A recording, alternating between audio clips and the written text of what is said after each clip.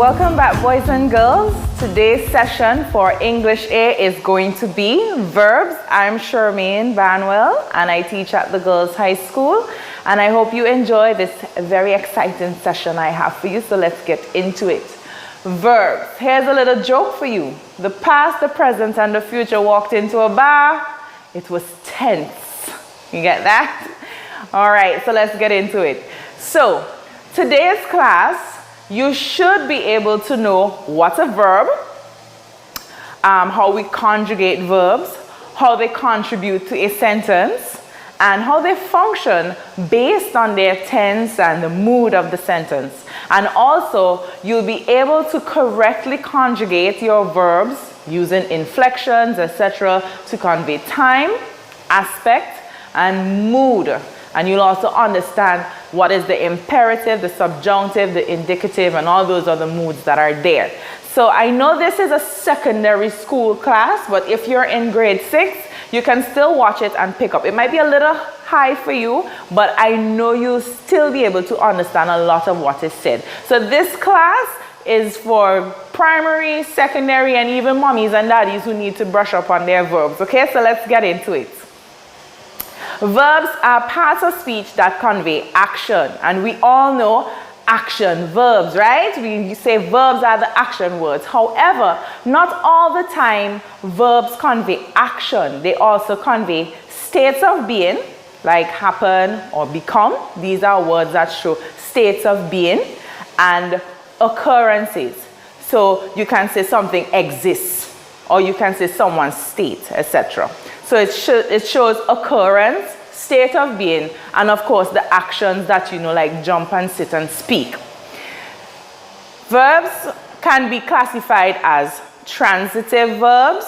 So there's an action, and this action needs something else for it to be completed, right? So you have an agent, and I'll be using the word agent a lot. An agent simply means the subject or the person who is doing the action. So we have the agent, and then you'll have an object, which is the receiver. So this doesn't have to be a person, it can be a thing, right? So for example, if we have put, John put. Now, John must put something somewhere, right? So John puts a pencil on the table, right? You can't say John puts the pencil. Where did he put it? So a verb like put, or shoot, or feed, or give needs something or someone to complete that action, and we call those verbs transitive, right? Transitive mean that there is a transition from the agent to the receiver. Then we have intransitive verbs. So intransitive is the opposite of transitive, which means there is no receiver, or there is not a necessary receiver. So you can have something like I jump, I skip, Lucy sings. There is nothing extra that is needed in order for that action to be completed. So when we have transitive verbs, you must remember that your sentence is incomplete unless there is a receiver or there's an object. And when you have intransitive verbs, then you don't need a necessary object or receiver. So those are the two different types of verbs there. Next, verbs must agree with the subject. Now remember I said an agent before? Well, that is the person or the thing that is doing the action.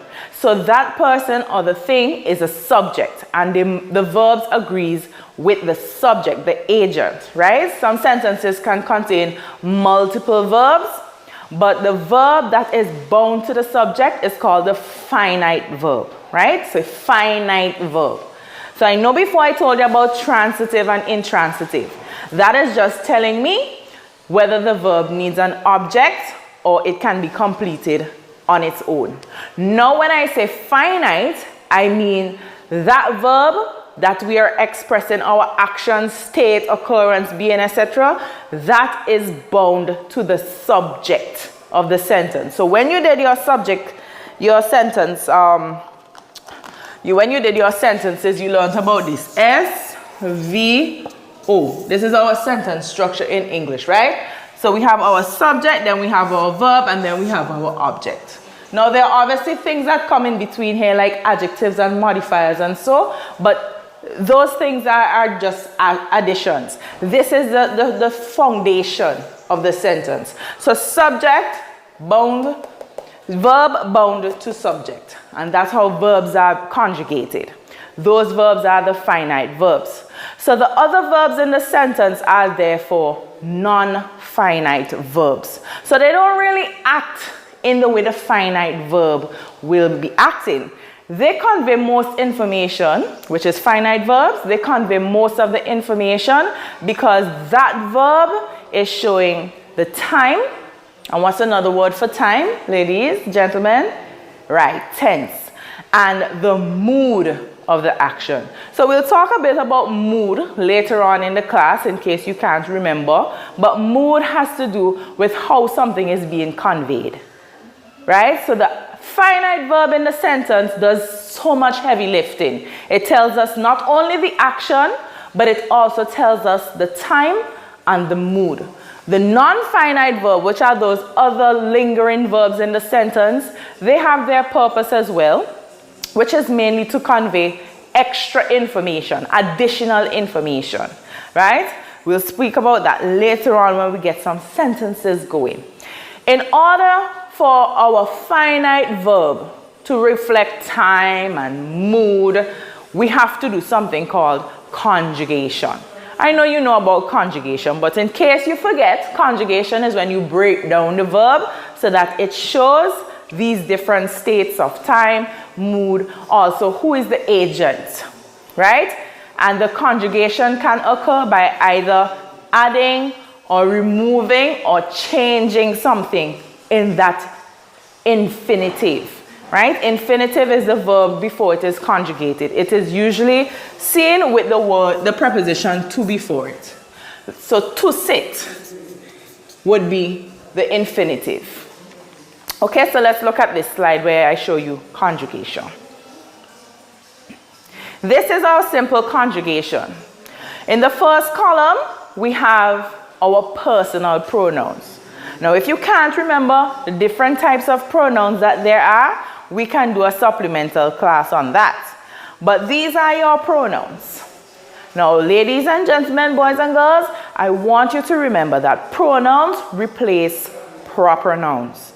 So if ever you're writing a sentence and you can't remember what conjugation I need to use, all you have to do is simply replace the subject, whatever proper noun that you're using, whether you're using a compound noun or you're using a noun phrase, whatever you're using, replace it with one of these personal pronouns and that conjugation of the verb will come naturally to you because as natural English speakers, we kind of understand conjugation of verbs a little better when the personal pronoun is added to it. So in the second column, we have to go. That infinitive, you can see where I have added es at he, she, and it. Es. However, on the next column, to want, I have simply added s. So some verbs take es, some verbs take s. But the rest of the conjugation remains similar to the infinitive, right? We call that the stem. So it remains similar, but it's not 100% the same because we have taken off to. Now let's look at to be. For to be and to have, we have a lot of things going on there. For to have, he, she takes has, where we take off the VE and we add an S. And then when we look at to be, we have AM, ARE, and IS. It doesn't look anything like to be, right? This is where we change the entire look of the verb. Not many verbs in English do this, but as a natural English speaker, you will know which verbs change. In case you didn't know, am, are, and is are from to be. Okay? So to be when conjugated gives you these different changes, right? These inflections. So let's look at that. That's the conjugation. Now conjugation depends on tense. So let's look at some tense. In case you didn't know, there are 12 tenses in English, right? 12 tenses. Tenses reflect time, right? Good. So we have 12 tenses in English. Let's look at the simple present tense. So let's just look at the present tense and its many different shapes. Now, when you look at present tense, it tells you that the action is happening now or it is not really complete. It can either be continuing or it is happening as we speak.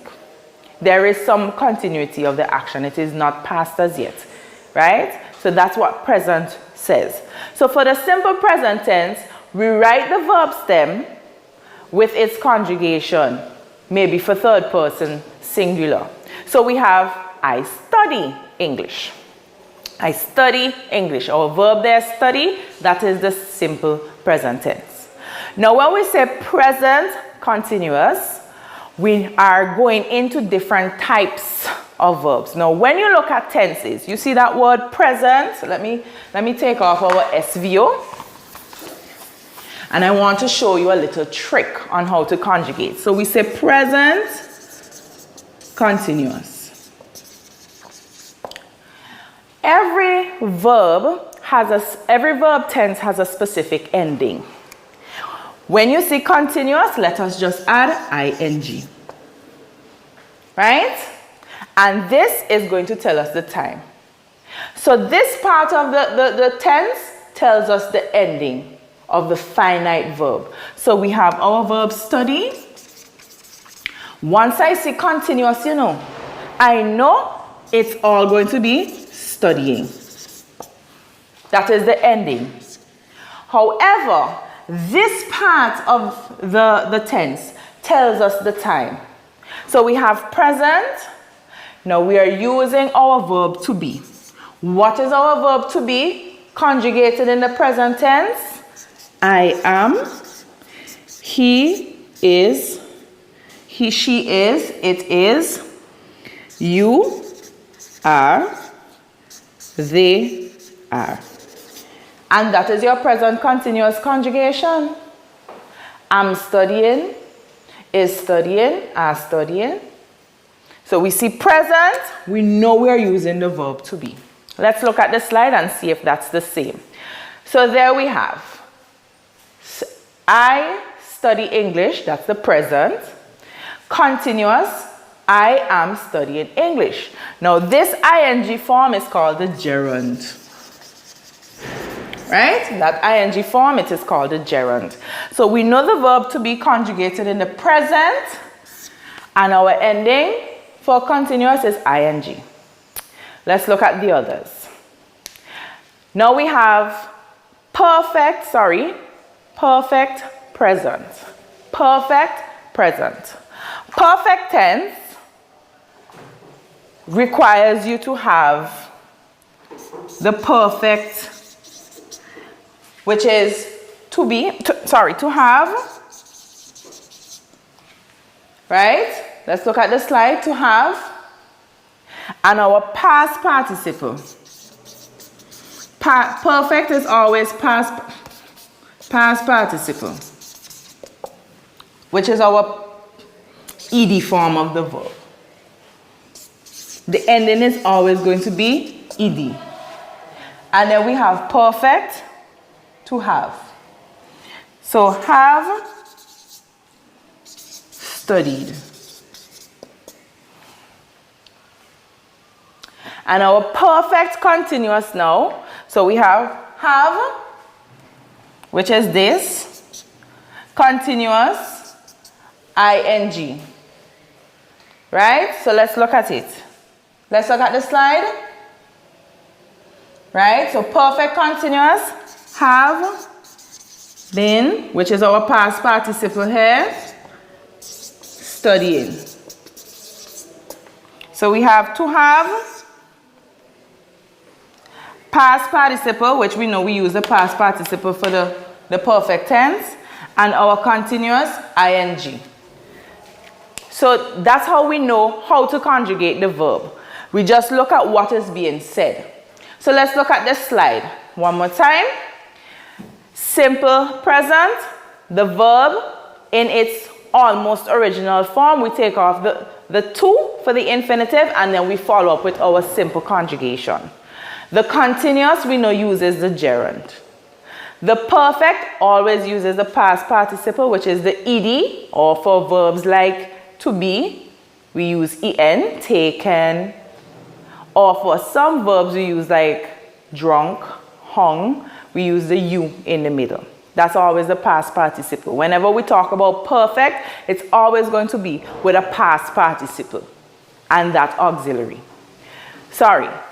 To have can sometimes be used with maybe to be or did, right?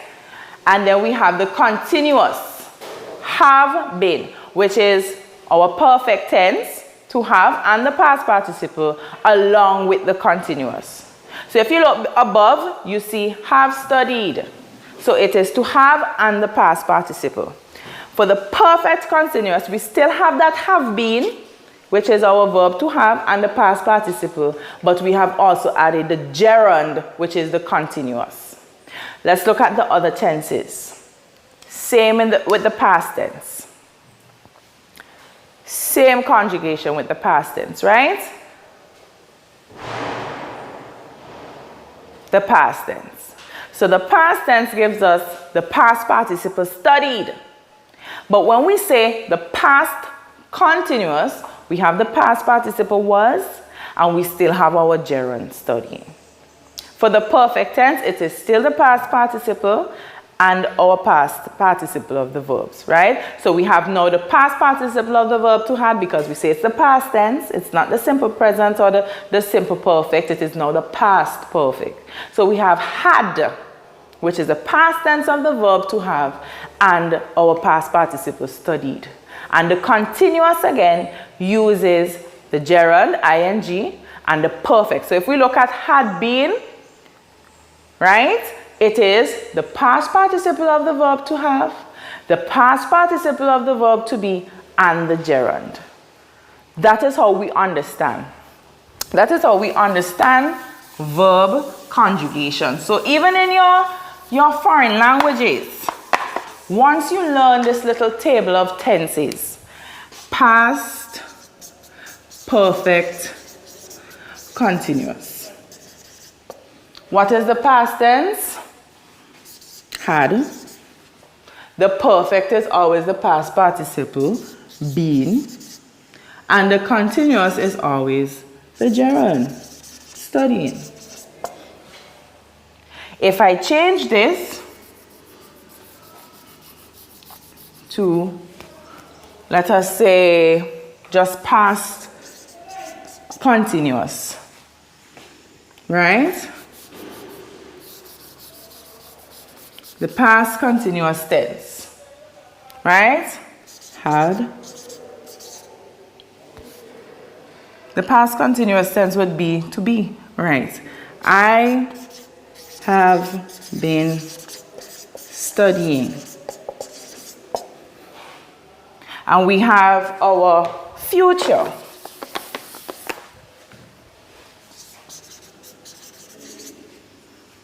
I will be studying. It's always going to give us time, and this part is always going to be our ending, whether it is the gerund or the past participle, ed or en, or the inflection of the u. Let's look at another tense. The future. Simple future, I will study. We have the verb to be conjugated in the future, will. Continuous, so we have will, we have be, and then we have our gerund, I will be studying. Our perfect, we know we have to have a past participle in there somewhere, but we also have our future, I will have studied. And our perfect continuous, I will have been, which is our past participle, and our continuous, I will have been studying. Right? So I will have been studying English when John called. Okay? And those are our 12 verb tenses. It takes a little practice to get used to them, but I know that if you make up your mind and you really sit down and concentrate really hard, it will be so easy for you. And you will know when to use these different tenses based on the time that something occurred. So these are all our tenses put together. Now, let's look at this table. I know many of you talk about conditional tense. Well, that is a big error because the conditional is not really a tense, but rather a mood. So who knew that verbs had moods, right? They are moody. Let's look at this slide.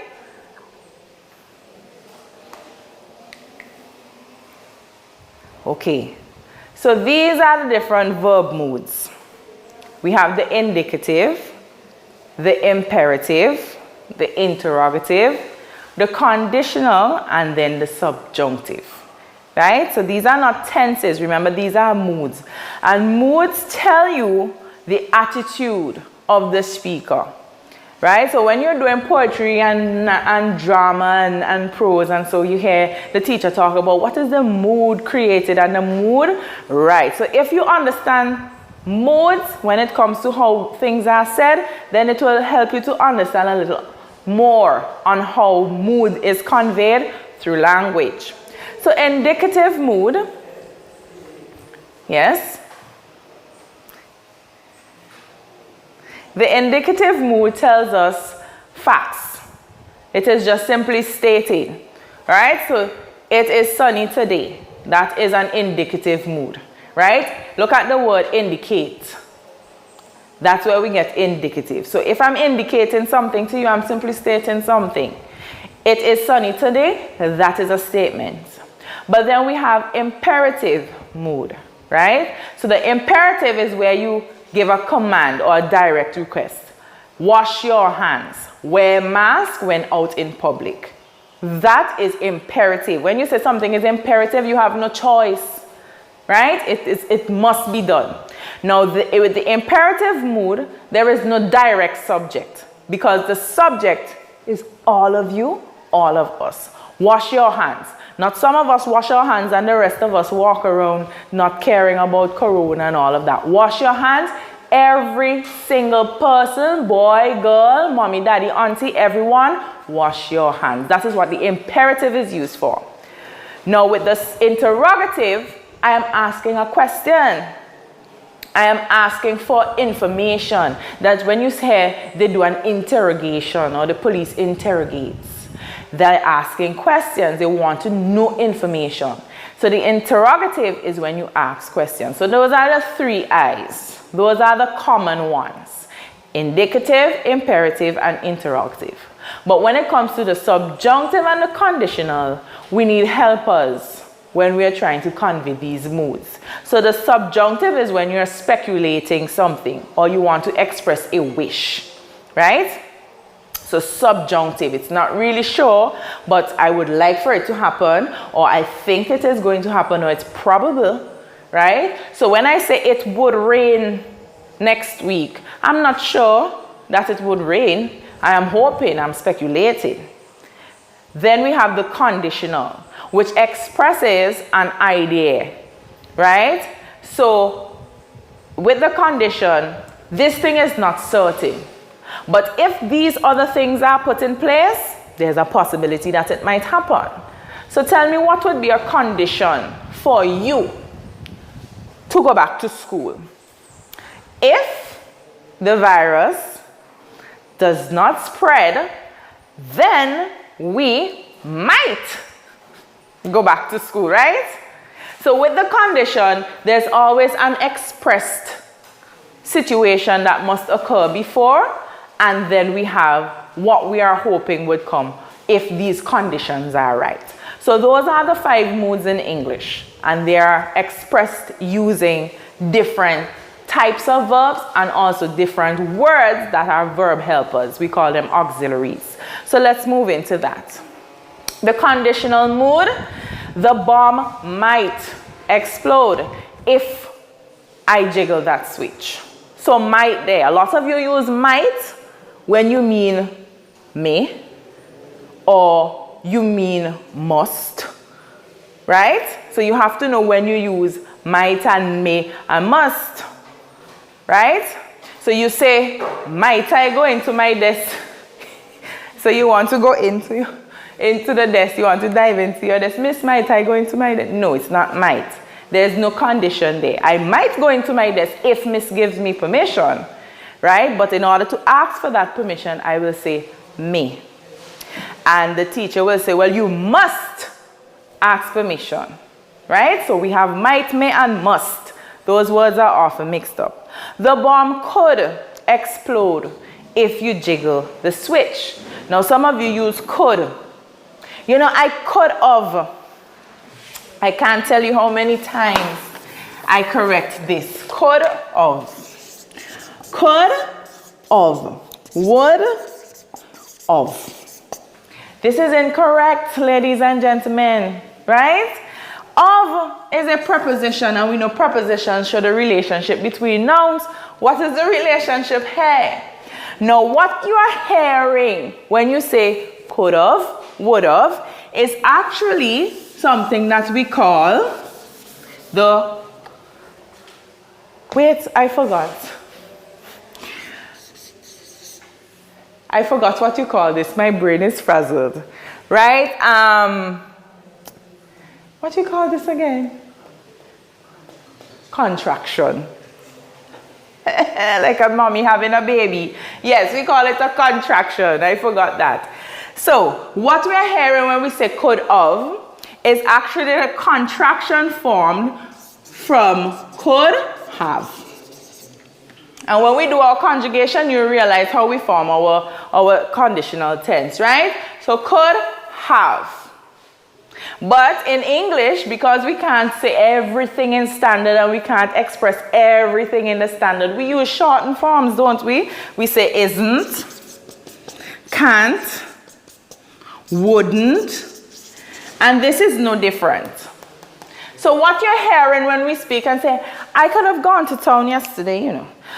This is could have, not could of. This is a preposition, right? And it has to have some relation between two nouns. That's what prepositions do. They show the relationship between two nouns, right? So, of all the boys, John was the most outstanding, right? So we have of all the boys, one noun, John, the other noun, right? Susie of Redemption Shops has passed away. Sorry, Susie. So, of Redemption Shops. I am sorry I couldn't come up with a better example. But as you see, of here is a preposition and it links nouns. When we're dealing with verbs like this, the preposition of, that's not, so if you see yourself using would of, of, could, of, should, of, that's incorrect. What you want to use is this to mean could have. And I just want to touch on other contractions that students often misinterpret. Like you are. This is another contraction that we often misinterpret. You are.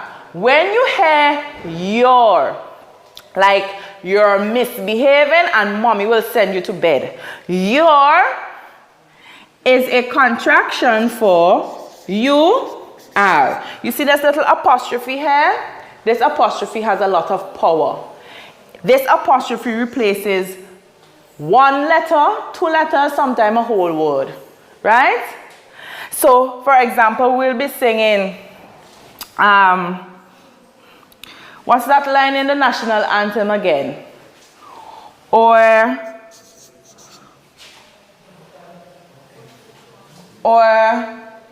what air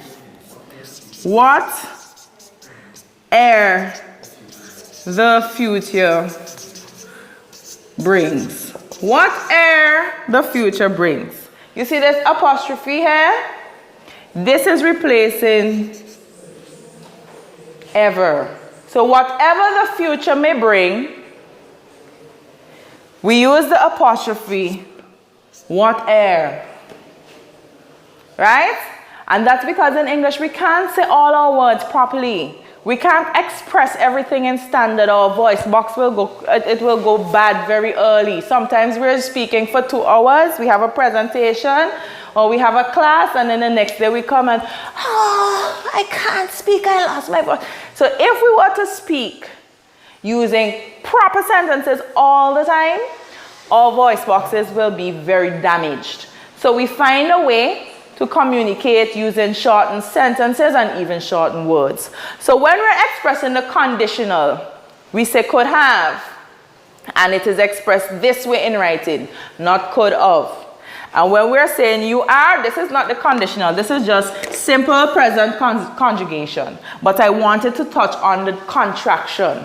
So we're not hearing your, we are hearing your with the apostrophe. And it's the same with they are. They are. There. Not to be confused with there, the preposition, and there, the possessive pronoun. Right? So just wanted to touch on that for you. Take a good look at it. You are replaced with an apostrophe. Your.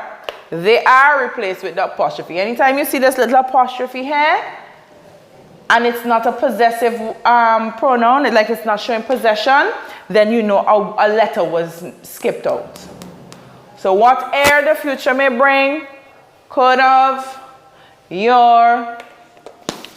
So I digress, so let's get back to the lesson. Let's look at the slides that are there. Right, so there we have the conditional. So the conditional tense, could and might, and the base form. What we call the base form would be the way the verb looks when it is in the infinitive. Right? So no conjugation. We don't add any conjugation, no S or anything extra on it. We put it in the base form. When we're talking about the conditional progressive, now progressive is another word for continuous. Right? So you may see progressive tense or you say continuous tense. You know it is ing. And as you can see, it is E present participle. Right? So would, I would be seated. I would be seated in row 5. Conditional perfect. Once again, the perfect tense, I could have been seated in row 5. Conditional perfect, that's the one I just did, right? Would have been. And might, let's use might. I might have seen John in the house. So as you can see, when you're using these conditional words here, we're not saying anything specific happened. We're expressing a possibility. But the tense part remains very much the same. Once you know the past perfect, whatever, adding the conditional to it is just using these helping words. Let's look at what those helping words are. Oh, I thought I had those helping words. They're probably in another slide, so we'll come back to it. We'll come back to those helping words. Could, might, would, etc. So the subjunctive mood. So far, we've looked at the imperative, the indicative, and the interrogative. We know those. Those require the simple conjugation that we know, that we addressed. It's just a matter of whether we place an exclamation mark, whether we place a full stop, or we place a question mark. But with these moods, the subjunctive and the conditional, we're looking at their helping words and how we use the helping words along with our verb tense conjugations in order to create a different message. So with the subjunctive mood, we can convey uncertainty, obligation, doubt, necessity, impossibility, possibility, a wish, a desire, or a feeling. So let's look at the subjunctive mood. The subjunctive mood is used to express importance, urgency, recommendations, requirements, suggestions, wishes, or desires. Right? The subjunctive mood is also used to express actions, conditions, or situations that are unreal or imaginary or hypothetical. Hypothetical is a fancy word for saying, if I had my way. Right? So if I had my way is a hypothetical situation. So a hypothetical situation would be if I had my way, school would have been in session. Okay? The subjunctive is usually found in complex sentences. Now, complex sentences mean that we took so many different clauses and put them all together. Right? So we took a main clause, a dependent clause, and we put them together and we call it a complex sentence. It's very complicated, you know, complex. So many structures. If I were you. Now, we know when we use I, we often use was. Now, this is a main structure for the subjunctive mood. Whenever we put if in front of I, we use were. I were. That's incorrect if I'm just using I. But from the moment I put if, I'm expressing something unreal. So if I were rich, if I were to win the lottery right now, okay? So if I were. So let's look at if I were. If I were you, I would. If I were you, I would study more. If I were you, I would not do that. I would go to the doctor. If I were you, I wouldn't go there. If I were you. So it doesn't matter if I were comes first before would, or it comes before, it's always going to be I were. Because it's not saying that it is a present. It is saying that it is conditional. It is a hypothetical situation. If I had my way, if I were you. Okay? Next slide. The subjunctive mood uses something called modal verbs, right? And the conditional as well uses these same modal verbs. So look at them. Ability. If we're talking about can, we will say could. So I can sit anywhere I wish, right? I can sit anywhere I wish. That is expressing what? Conditional or subjunctive? That is expressing subjunctive. It is expressing a possibility, right? What is the possibility of me walking into an area and sitting anywhere? Highly possible. So I can sit anywhere, right? For the conditional now, I would say I could sit anywhere if there are empty seats. Okay? So conditional, could. I'm not sure whether or not I can. But for the subjunctive, it's expressing possibility. I know I can. I walked in, I saw that there were many empty seats, so I say I can sit anywhere I wish. Because that is the possibility. That's a subjunctive. But for the conditional, I'm not there as yet, but I'm hoping that I could sit anywhere. So I could sit anywhere if there are empty seats. So be careful how we use can and could. Also with permission. So I just expressed may, might, and must. Right? So permission, we use may. Might I is not permission.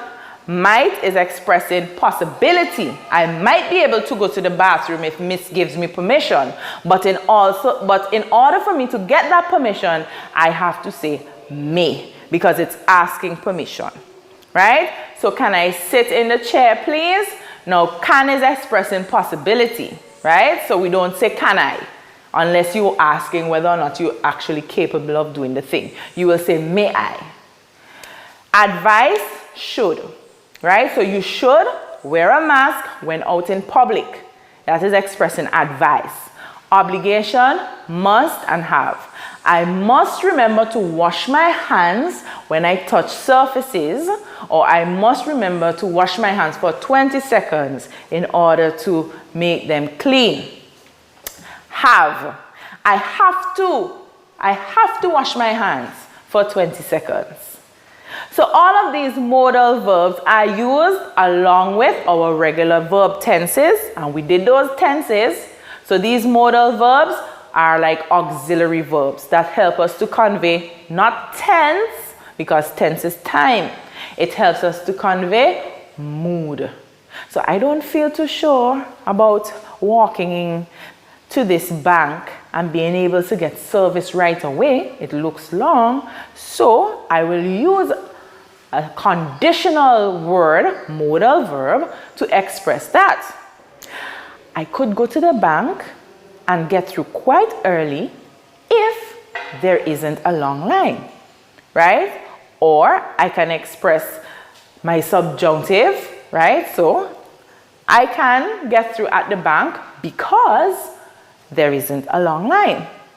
So it doesn't express time, it expresses mood. How do I feel? Am I certain? Am I uncertain? Is this a possibility? Is this a desire or a wish? So mood, very different than tense. Let's look at the next slide.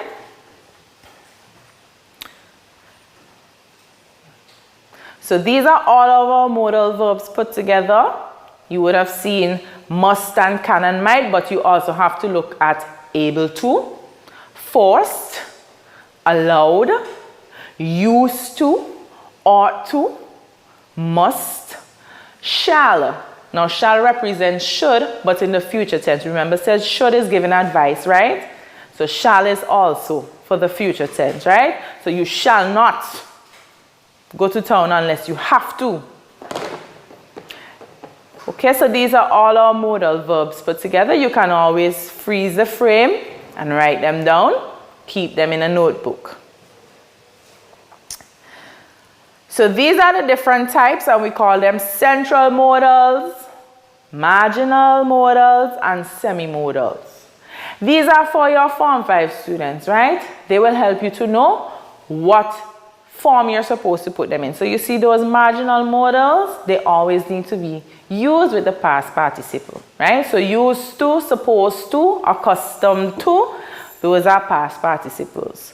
All of these, like I said, they're simply just auxiliary verbs, but we use a fancy word, modal, because obviously modal, mood, right? Modal is just the word for mood. So the mood, modal verbs. So ladies and gentlemen who are viewing, let's recap what we discussed in today's class. Verbs in a sentence can also occur as other parts of speech, but we're not looking at using them as a gerund, which is a verb as a noun. So we have John often thinks of retiring. What is the finite verb there? Thinks. Remember we spoke about finite verb, the one that has to be conjugated for the subject. So John often thinks of retiring. John often thinks of it. So we know retiring there is a noun. Let's look at another. We have the infinitive. John writes a letter to retire. John writes a letter. To retire is simply giving us more information of what the letter is. So it's an adjectival complement because it is telling us what the letter is. What is the letter about? About retiring. So it's a complement. It's completing the letter. Infinitive again, but this time as a subject. To retire was all John could think about. To retire there is actually the noun subject, even though it's the infinitive form of the verb. And then we have the past participle that's acting as an adjective where John is now retired, right? So retired is explaining John's current situation. John is retired. So we're not looking at these types of verbs when we're talking about conjugation. These are non-finite verbs. These are verbs that don't convey information about the subject, but rather acts as something else in the sentence. Next slide. So verb tells us the action that is happening in the sentence. And they must agree with the subject, or as we say, the agent. And this is called conjugation. So when we conjugate, there are 12 tenses in English that convey difference in time. Remember, tense, time. But verbs in English also have 5 moods. And the moods tell us the manner or the attitude that is associated with the verb. And those 5 moods are the indicative, the imperative, and the interrogative. Those are the 3 I's. Then we have the subjunctive and the conditional, right? These moods are expressed in many different ways, and those moods that need an auxiliary verb, we call them modal verbs, and they assist our main verbs in conveying the mood. So verbs in a sentence don't always act as an action word. They can also act as nouns, adjectives, and as subjects, but we call those non-finite verbs. They are not bound to the conjugation and the tense and the mood that we discussed in this lesson.